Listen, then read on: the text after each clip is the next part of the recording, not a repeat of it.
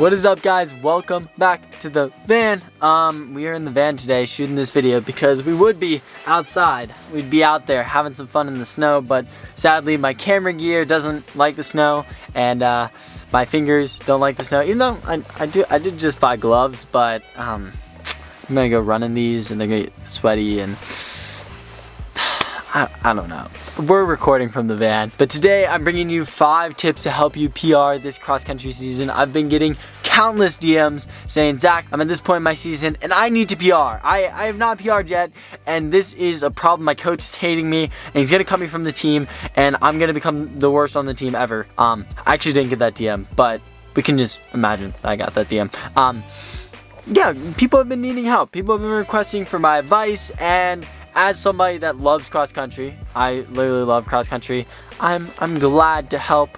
If anybody's wondering about my credentials to give you this advice, I've run a 14:46 5K, which some of you may think that's really good, some of you may think that's alright. But then on top of that, when I was in high school, I won cross country states. And then my team also won cross country states. And then the year after I left, they also won cross country states. And then this year, they're gonna win cross country state. I mean, like, it just runs in my blood. So, guys, I'm gonna give you 5 tips, but before I do, I need to tell you about today's sponsor, Audible. So as I was saying, guys, this video is sponsored by Audible, which I'm incredibly excited about because I personally have been using Audible for years. I love Audible. I've listened to countless audiobooks on Audible. It's the one place you should go if you ever need an audiobook. So be sure to go to audible.com/ZachLevitt or text Zach Levitt to 500 if you ever need an audiobook. And I want to suggest you listen to one audiobook. It's called Running with the Buffaloes, and it's an incredible audiobook that I listened to back when I was in high school.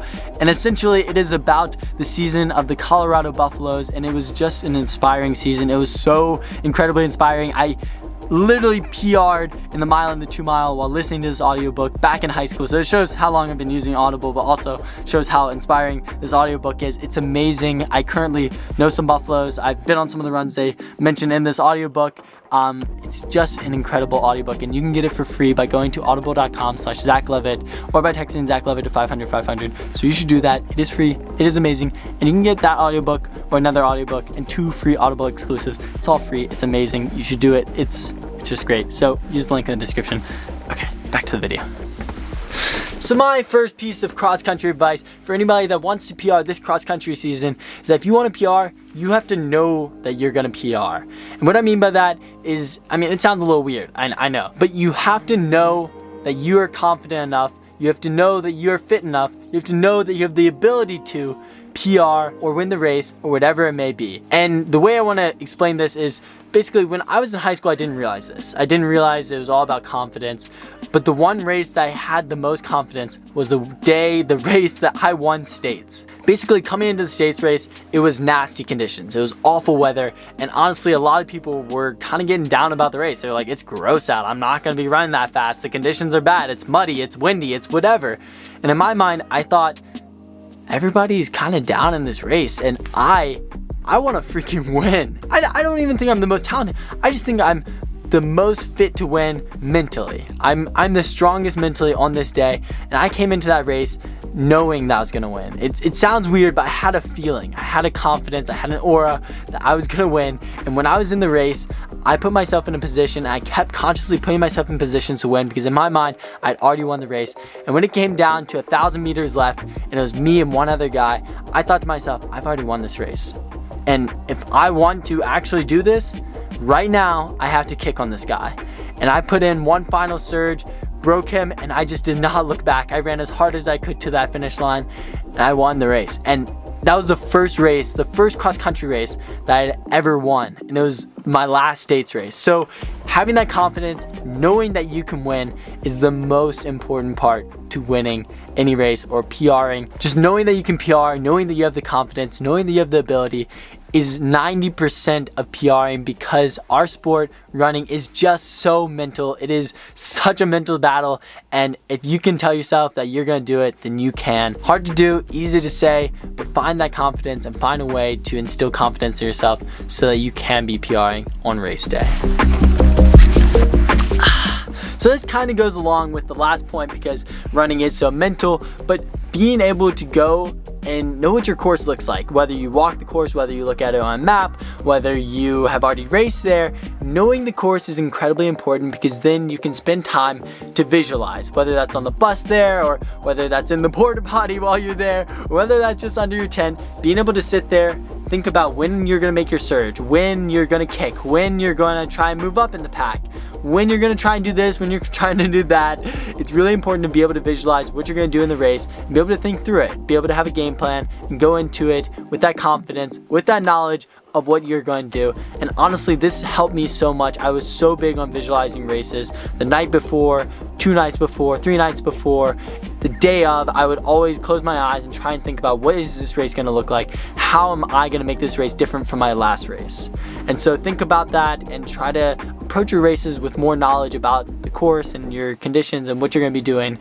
And that will help you a lot with PRing, just being aware and being able to visualize what you're going to do on the day. Okay, on to the next point. Okay, so this piece of advice is a little bit more for if you have a couple weeks before your race or a couple months before your race or even just a handful of days before your race. It's more so a training tip, and it's to emphasize your workout days and emphasize your recovery days. So what I mean by this is that back in high school, I ran way too fast on my easy days. And you may not even realize it, but like on my easy days, I'm striving to run 7 minutes to 7:30 pace, optimally 7:30 pace, but no faster than 7 on my recovery days, because your workouts should be your focus. You shouldn't run faster than your pace, but you should run your pace on your workout day and do it perfectly. You shouldn't fall off of your workout. You should do it perfectly. And the way to allow yourself to do it perfectly is to recover really well before your workout. The day before, a couple days before, you should be running really easy on your easy days, letting your body recover. It's more important to go slow on those days than it is to go fast, because you're not going to gain more from going fast. You're going to do more damage to your body, because then you won't be able to do your workout perfectly. And even if you can go hard and then do your workout perfectly, which I could do sometimes back in high school, it was secretly burning me out and just not allowing myself to recover. So later in the season, my races would get worse and worse, and I would be like, why? I'm like running really fast on my easy days, and I'm also running really fast in my workouts. Why can't I race? And it's because my body was just torn down. I just wasn't recovered. And so being able to focus on your recovery is really important, so then you can do your workouts perfectly, and so you can just be running better. So be sure to take this advice. Guys. Look, it is still snowing. It's been snowing all day. Like, it has been snowing for so long, and it's so beautiful and so amazing. But my fourth piece of advice for you guys is basically to set yourself up for success. Basically what I'm saying is position yourself well in the race. When you go out in a race, there's usually a group of people that are going to be running your pace, and they're going to probably end up racing, similarly. So the people that you want to race with are the people that you know are a little bit faster than you. I feel like I always did this back in high school, and sometimes it'll blow up on me. Sometimes I went with people that are a little too fast with me, and I couldn't hang on. But putting yourself in a position where you say, oh, Jake over there is just a little bit faster than me, and if I can hang on to him through 2 miles, then this is going to be a good race. And so basically what I would do is I would always position myself around people that I thought I could race with, but they're a little bit faster than me, and then I would try and hang on as long as possible, and sometimes I would even finish with them, and that really helped me pace my race and lead myself to a PR without forcing it to happen or doing anything like that. So be sure to find people that are a little bit faster than you and try and hang on to them for dear life, and maybe even beat them if it's your day. If you're gonna PR, do it, and don't be afraid to beat them. But yeah, that's a really important piece of advice. So my fifth and final piece of advice is to basically create a team culture of grinding, of hustling, of becoming the best, a team culture of winning. And of course, this is something that will take a while to develop. It's not something that can happen overnight, but if you have a group of people that you can work together with for success towards a goal, it's gonna bring you all up together faster. You guys are gonna get better faster together. It's hard to put it, but you guys just will get better together because you guys are going to constantly be pushing each other to be better. And back when I was in high school, I had this with my teammates, and we were always trying to outdo each other a little bit, but more so just working together to get better and to win the state titles. And there was just this culture of winning and doing well. And when you can establish that, it is going to lead to so much more success for you, because the people around you are going to be getting better, and you're not going to want to just be staying still. If you're trying to progress by yourself, you're going to be I'm getting better, whatever. But if your friend starts beating you, you're I'm not gonna let this guy beat me. What? So then you start getting better, and then they start getting better. It's just like a repetitive cycle where you like keep pushing each other. And so that's like the way to success for your team, for yourself. You want to get better, help your friends get better, because you guys are gonna lift each other up. I mean, it's just how the world works. And so yeah, I hope you guys have enjoyed these bits of advice. Thank you to Audible for sponsoring this video. Be sure to go to Audible, get your free audiobook, get Running with the Buffaloes. It's an incredible audiobook. But guys, as usual, live happy and be healthy. And I will see you later. Best of luck PRing, and enjoy your day.